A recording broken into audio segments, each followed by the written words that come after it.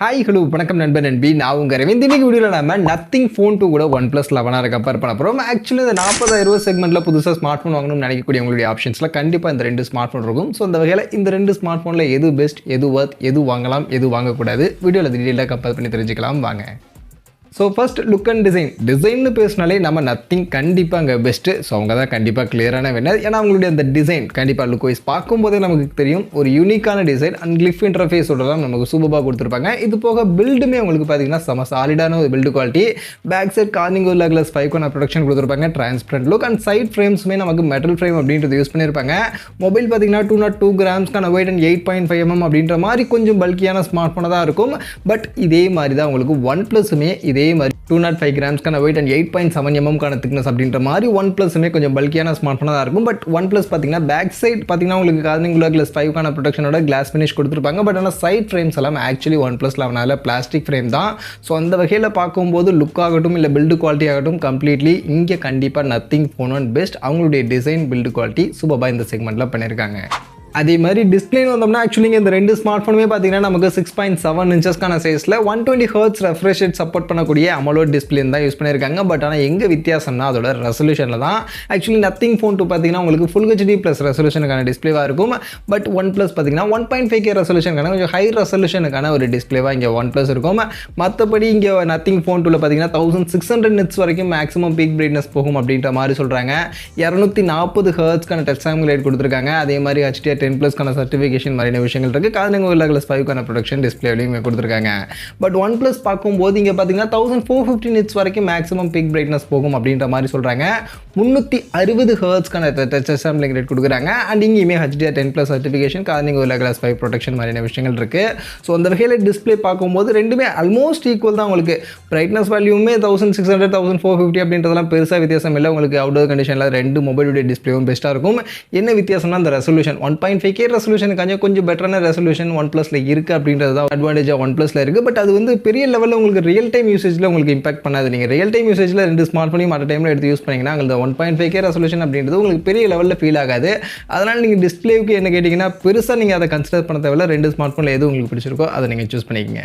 அதே மாதிரி பேட்டரி பொறுத்த வரைக்கும் நத்திங் ஃபோன் 2ல பார்த்தீங்கன்னா 4700 mAhக்கான பேட்டரி அதை சார்ஜ் பண்ண 45 வாட்ஸ்க்கான ஃபாஸ்ட் சார்ஜிங்கான சப்போர்ட் பண்ணுறாங்க. பட் சார்ஜர் பாக்ஸில் நத்திங் ஃபோன் 2ல இருக்காது.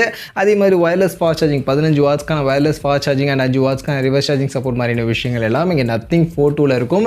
பட் OnePlusல பார்த்தீங்கன்னா இங்கே 5000 mAhக்கான பேட்டரி அண்ட் அதை சார்ஜ் பண்ண 100 வாட்ஸ்க்கான சார்ஜர் கொடுப்பாங்க. அண்ட் அந்த சார்ஜரை பாக்ஸ்க்குள்ளேயே வச்சும் நமக்கு கொடுப்பாங்க. அதுதான் OnePlusல இருக்கக்கூடிய மிகப்பெரிய பாசிட்டிவ். ஸோ உங்களுக்கு சார்ஜர் மெயினாக பாக்ஸ்க்குள்ளே வேணும், எனக்கு சார்ஜர் இம்பார்ட்டன்ட் அண்ட் ஃபாஸ்ட்டான சார்ஜிங் இருக்கணும் அப்படின்னு நினச்சிங்கன்னா OnePlus போயிடுங்க.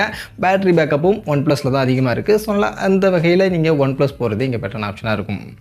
அதே மாதிரி பர்ஃபார்மன்ஸ்னு வந்தோம்னா அஃப்கோர்ஸ் நமக்கு ரெண்டு ஸ்மார்ட் ஃபோன்லையுமே Snapdragon 8+ Gen 1க்கான அந்த ப்ராசஸர் தான் யூஸ் பண்ணியிருக்காங்க. அதனால் பர்ஃபார்மன்ஸ் ஆல்மோஸ்ட் ஈக்குவலாக தான் இருக்கும். இதுலேயுமே 1 மில்லியனுக்கான Android தான் வருது. ஸோ அந்த வகையில் பர்ஃபார்மன்ஸ்லாம் ஈக்குவலாக ரெண்டு ஸ்மார்ட் ஃபோன்லையும் ஒரே மாதிரி தான் இருக்கும். கேமிங் மாதிரியான விஷயங்கள் எல்லாமே நீங்கள் கன்சிடர் பண்ணலாம். இந்த செக்மெண்ட்டுக்கு ஓரளவுக்கு நல்ல பர்ஃபார்மன்ஸ் அப்படின்றது ரெண்டு ஸ்மார்ட் ஃபோனும் கொடுக்கும். பட் எங்கே வித்தியாசம் அப்படின்னு நீங்கள் பார்த்தீங்கன்னா நத்திங் ஃபோன் 2ல LPDDR5க்கான ரேம் டைப் UFS 3.1க்கான ஸ்டோரேஜ் இருக்குது. பட் OnePlus 11Rல பார்த்தீங்கன்னா LPDDR5Xக்கான ரேம் டைப் அண்ட் UFS 3.1க்கான ஸ்டோரேஜ் சப்போர்ட் அப்படின்றது கொடுக்குறாங்க. ஸோ ரேம் டைப் இங்கே LPDDR5Xக்கான லேட்டஸ்டான ரேம் டைப் OnePlus 11Rல இருக்குது. இது மட்டும்தான் ஒரு சின்ன பாசிட்டிவாக OnePlusல இருக்குது. மற்றபடி பர்ஃபார்மன்ஸ் பேசிஸில் நீங்கள் ரெண்டில் எதை வேணாலும் சூஸ் பண்ணலாம். ரெண்டுமே ஆல்மோஸ்ட் ஈக்குவலான பர்ஃபார்மன்ஸ் கொடுக்கும். அண்ட் ரேம் டைப்புக்காக OnePlus போகலாமான்னு கேட்டிங்கன்னா அது ஒரு பெரிய வித்தியாசம் இல்லை. ஏன்னா உங்களுக்கு 44 ஆப் கிட்ட உங்களால் அட் டைமில் நீங்கள் கன்சிஸ்டண்ட்டாக நீங்கள் யூஸ் பண்ண முடியும் அப்படின்ற மாதிரி OnePlusல சொல்லுவாங்க. பட் அவ்வளோ ஆப்ஸை யாவது அட் டைமில் யூஸ் பண்ண போகிறாங்க அப்படின்றது எனக்கு தெரியல. சொன்னால் அது வேணும்னா பார்த்துங்க, இல்லைனா அது ஒரு பெரிய அட்வான்டேஜ் அப்படின்ற மாதிரி நான் சொல்ல மாட்டேன். அடுத்து அதே மாதிரி கேமரா வந்தோம்னா ஆக்சுவலி கேமராலையுமே அந்த பிரைமரி கேமரா ரெண்டுமே சேம் தான். ரெண்டுத்துலையுமே 50 மெகாபிக்சல் Sony IMX 890 அப்படின்ற அதே சென்சார் OIS சப்போர்ட்டோட தான் நம்ம கொடுத்துருக்காங்க. இது போக ரெண்டுத்துலையுமே Snapdragon 8+ Gen 1 தான். ரெண்டுத்துலையுமே சேம் ISP அப்படின்ற போது உங்களுக்கு கேமராவுடைய அந்த பிரைமரி கேமரா பர்ஃபார்மன்ஸ் ஆல்மோஸ்ட் ஈக்குவலாக இருக்கும். கலர் கலெக்ஷன்ஸ் மாதிரியான சின்ன சின்ன வித்தியாசங்கள் தான். மற்றபடி கிளாரிட்டி வைஸ் உங்களுக்கு பெரிய லெவலில் வித்தியாசம் ரெண்டு ஸ்மார்ட் ஃபோனுடைய கேமராவும் இருக்காது. ஸோ பிரைமரி ரெண்டுத்துலேயே உங்களுக்கு ஆல்மோஸ்ட் ஈக்குவலான பர்ஃபார்மன்ஸ் கொடுக்கும். பட் எங்கே வித்தியாசம்னா சப்போர்ட்டிவ் கேமரா தான். ஏன்னா நத்திங் ஃபோன் 2ல ரெண்டாவது கேமரா 50 மெகாபிக்சல் சாம்சங் உடைய JN1 அப்படின்ற சென்சார் அல்ட்ரா வைடுக்காக கொடுத்துருக்காங்க. அண்ட் இந்த ஒரே ஒரு கேமரா தான் இங்கே நத்திங்கில் இருக்குது. பட் OnePlusல பார்க்கும்போது இன்னும் 2 கேமரா இருக்குது. அதில் 8 mega pixel ultra wide, 2 mega pixel macro மாதிரி கொடுத்துருக்காங்க. ஸோ அந்த வகையில் பார்க்கும்போது உங்களுக்கு அல்ட்ரா வைட் ஷாட்ஸும் பெஸ்ட்டான ஷாட்ஸ் வேணும் அப்படின்னு நினச்சிங்கன்னா நத்திங் ஃபோன் 2ல கிடைக்கும். ஏன்னா 50 மெகா பிக்சல் ஹை ரெசல்யூஷன் அப்படின்னும் போது உங்களுக்கு நியர்லி அந்த பிரைமரி கேமரா எந்த அளவுக்கு கிளாரிட்டியாக எந்த அளவுக்கு கலர்ஸ் எல்லாம் கரெக்டாக உங்களுக்கு எடுத்து கொடுக்குமோ அதே அளவுக்கு உங்களுக்கு அல்ட்ரா வைட் ஷாட்ஸும் இங்கே நத்திங் ஃபோன் 2ல ஓரளவுக்கு நல்லா கிடைக்கும். ஸோ அது இங்கே கண்டிப்பாக நத்திங் ஃபோன் 2ல இருக்கக்கூடிய பாசிட்டிவ். ஸோ அது உங்களுக்கு பெஸ்ட்டாக வேணும்னா நத்திங் ஃபோன் 2 போகலாம். மற்றபடி ரெண்டுத்துலையுமே 4K 60 FPS உங்களால் வீடியோ ரெக்கார்டிங் பண்ணிக்க முடியும். பட் நீங்கள் OACA சப்போர்ட்டோட ஒரு ஸ்டெபிலைஸ்டான வீடியோ எடுக்கணும்னு நினச்சிங்கன்னா 1080 பிக்சலில் தான் 2 ஸ்மார்ட் ஃபோன்லையும் எடுக்க முடியும். ஸோ அதெல்லாம் காமனாக 2 ஸ்மார்ட் ஃபோன்லையும் இருக்குது. பட் முன்பக்கம் செல்ஃபி கேமரா அப்படின்னு வந்தோம்னா இங்கே நத்திங் ஃபோன் 2 லீட். ஏன்னா 32 மெகா பிக்சலுக்கான செல்ஃபி கேமரா சோனியோட IMX615 அப்படின்ற இந்த சென்சார் பேக் பண்ணி ஆக்சுவலி கொடுத்துருக்காங்க. பட் OnePlusல பார்த்தீங்கன்னா 16 மெகா பிக்சலுக்கான ஒரு செல்ஃபி கேமரா. இதுலேயும் சோனி சென்சார் தான். பட் எக்ஸாக்டாக என்ன சென்சார்ன்றது தெரியல. பட் மற்றபடி ரெண்டுத்துலையுமே 1080 பிக்சலில் தான் வீடியோ ரெக்கார்டிங் அப்படின்றது பண்ண முடியும். பட் ஆனால் நத்திங்கில் 60 FPS ஃப்ரேம் ரேட் சப்போர்ட் பண்ணுறாங்க. ஆனால் OnePlusல 30 FPSக்கான ஃப்ரேம் ரேட் தான் சப்போர்ட் பண்ணுறாங்க. ஸோ அந்த வகையில் பார்க்கும்போது செல்ஃபி கேமரா அப்படின்னு வந்தீங்கன்னா OnePlusஸை விட நத்திங் இங்கே பெஸ்ட்டாகவே பர்ஃபார்ம் பண்ணிகிட்டு இருக்கு. ரியல் டைமில் சில ஃபோட்டோஸ் வீடியோஸ்னால சாம்பிள்ஸ்லாமே நமக்கு இருக்குது. ஆல்ரெடி சில பேர் நிறைய பேர் யூஸ் பண்ணி நமக்கு ரிவ்யூஸுமே போட்டிருக்காங்க. அதெல்லாம் செக் பண்ணும்போதுமே நத்திங் ஃபோன் 2 செல்ஃபி கேமரா நல்லா பெஸ்ட்டாக பர்ஃபார்ம் பண்ணிக்கிட்டு இருக்கு. ஸோ அந்த வகையில் செல்ஃபி கேமரா ப்ரிஃபரன்ஸாக பார்க்குறீங்கன்னா நத்திங் ஃபோன் 2 OnePlusஸை விட கண்டிப்பாக பெட்டரான ஆப்ஷனாக இருக்குது. இது மாதிரி மற்றபடி அதர் ஃபீச்சர்ஸ்னு பார்க்கும்போது ரெண்டுத்துலையுமே இன்டிஸ்பிளே ஃபிங்கர் பிரிண்ட்ஸ்க்கான டியூவல் ஸ்பீக்கர் NFC சப்போர்ட் இருக்குது. Android 13 கீழே ரன் ஆகுது. பட் என்ன வித்தியாசம்னா OnePlusல உங்களுக்கு அலர்ட் ஸ்லைடர் கிடைக்கும் எக்ஸ்ட்ராவாக. ஸோ அலர்ட் ஸ்லைடர் சைடில் கொடுத்துருப்பாங்க. பட் நத்திங்கில் அலர்ட் ஸ்லைடர்லாம் உங்களுக்கு இருக்காது. மற்றபடி அதுக்கு பதில் கிளிஃப் லைட்டிங், கிளிஃப் இன்டர்ஃபேஸ் மாதிரியான விஷயங்கள்லாம் பின்பக்கம் இருக்கும். ஸோ அதெல்லாம் யூனிக்காக இங்கே நத்திங் ஃபோன் 2ல இருக்கும். யூஏன்னு பார்க்கும்போதுமே நத்திங்கில் நத்திங் OS 2.0 அப்படின்ற அவங்க லேட்டஸ்ட்டான யூஏ யூஸ் பண்ணியிருக்காங்க. OnePlusல ஆக்சிஜன் யூஏல இந்த ஸ்மார்ட் ஃபோன் ரன் ஆகும்.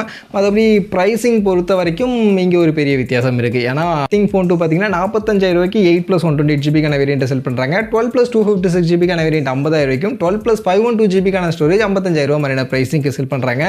OnePlus பார்க்கும்போது 8+128GB வேரியண்ட் பார்த்தீங்கன்னா உங்களுக்கு 40,000 ரூபாய்க்கு கிடைக்குது.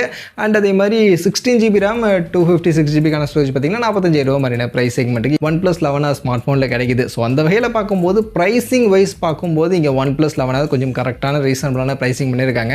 ஸோ அப்படி இருக்கும்போது இப்போ ஓவரால் பார்த்ததுலேருந்து இந்த 2 ஸ்மார்ட் ஃபோனில் எது சூஸ் பண்ணலாம், இங்கே OnePlus பெஸ்ட்டாக நத்திங் ஃபோன் 2 அது பெஸ்ட்டாக எது வாங்கலாம் அப்படின்னு நீங்கள் கேட்டிங்கன்னா என்னை பொறுத்த வரைக்கும் என்னுடைய பர்சனல் ஒப்பீனியன் இந்த 2 ஸ்மார்ட் ஃபோனுமே இந்த செக்மெண்ட்டுக்கு வாங்க வேணாம் அப்படின்னு நினைக்கிறேன். ஏன்னா இந்த 2 ஸ்மார்ட் ஃபோனை விடவுமே இதை விட கம்மியான செக்மெண்ட்டில் இருக்கக்கூடிய ஸ்மார்ட் ஃபோனில் இதில் இருக்கக்கூடிய ஃபீச்சர்ஸ் எல்லாம் நமக்கு கிடைக்குது. எக்ஸாம்பிளுக்கு iQoo Neo 7 Pro அந்த ஸ்மார்ட் ஃபோன் எடுத்துக்கிட்டிங்கன்னா உங்களுக்கு Snapdragon 8+ Gen 1க்கான அந்த ப்ராசர் இருக்குது. இது போக அந்த கேமரா சாம்சங் உடைய GN5 அப்படின்ற கேமரா அதில் யூஸ் பண்ணியிருப்பாங்க. பட் அந்த கேமரா பார்த்தீங்கன்னா இந்த IMX890 விடவுமே சில டைம் பெஸ்ட்டாக பெர்ஃபார்ம் பண்ணுது அப்படின்ற மாதிரிலாம் சொல்கிறாங்க. ஸோ அதெல்லாம் வச்சு பார்க்கும்போது உங்களுக்கு கேமரா பர்ஃபார்மன்ஸ் டிஸ்பிளேலாம் 120 Hzக்கான AMOLED டிஸ்பிளே அதுலேயும் இருக்கும். அண்ட் 120 Wattsக்கான சார்ஜர் கொடுப்பாங்க, அதையும் பாக்ஸில் கொடுப்பாங்க. ஸோ இந்த மாதிரியான விஷயங்கள் நிறைய விஷயங்கள் என்னை பொறுத்த வரைக்கும் இந்த OnePlus 11R நத்திங் ஃபோன் 2 ரெண்டுத்தையுமே விடவுமே iQoo Neo 7 Proல பெஸ்ட்டாக இருக்குது. இல்லை OnePlus ஸ்மார்ட் ஃபோன் தான் வேணும்னா OnePlus Nord 3 இருக்குது. அதுலேயே நிறைய விஷயங்கள் பெஸ்ட்டாக பண்ணியிருக்காங்க. ஸோ அந்த வகையில் பார்க்கும்போது என்னை பொறுத்த வரைக்கும் நீங்கள் 40,000 45,000 ப்ரைஸ் பண்ணி இந்த OnePlus 11R நத்திங் ஃபோன் 2 வாங்குறதுக்கு பதில் 35,000 வரைக்கும் குள்ளே கிடைக்கக்கூடிய iQoo Neo 7 Pro OnePlus Nord 3 மாதிரியான ஸ்மார்ட் ஃபோன் வாங்கிட்டு போயிடலாம் அப்படின்னு நான் பர்சனலி நினைக்கிறேன். மற்றபடி நீங்கள் என்ன நினைக்கிறீங்க?